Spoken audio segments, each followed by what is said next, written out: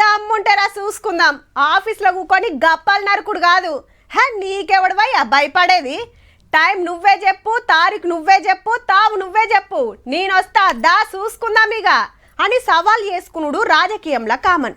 ఎవ్వల జాగలాళ్ళుండి challenge చేసుడే గాని ఇద్దరు ఒక్క కాడికి రారు, ఒక్క మాట మీద నిలబడరు.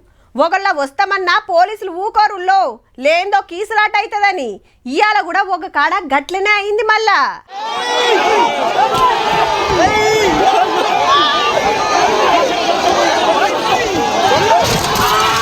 కామారెడ్డిలో ఒక కాంగ్రెస్ లీడర్ కారును కమలం పార్టీ వాళ్ళు గిట్ల పల్టాయించి అగ్గి పెడితే నీళ్లు కొట్టి ఆర్పేసిండ్రు పోలీసులు.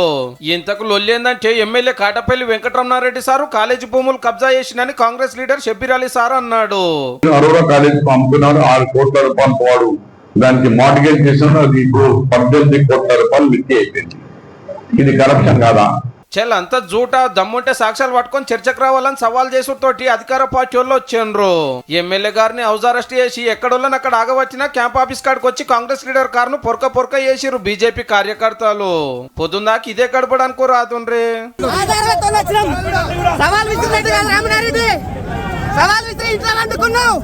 లేలే కామారెడ్డిలో మా వాళ్ళ మీద అటాక్ చేసిండ్రని హైదరాబాద్కి వెళ్ళిపోతున్న లీడర్లను పోలీసులు అదుపులోకి తీసుకుంటే ఆర్మూర్ ఎమ్మెల్యే రాకేష్ రెడ్డి సార్ ఇట్లా అన్నాడు.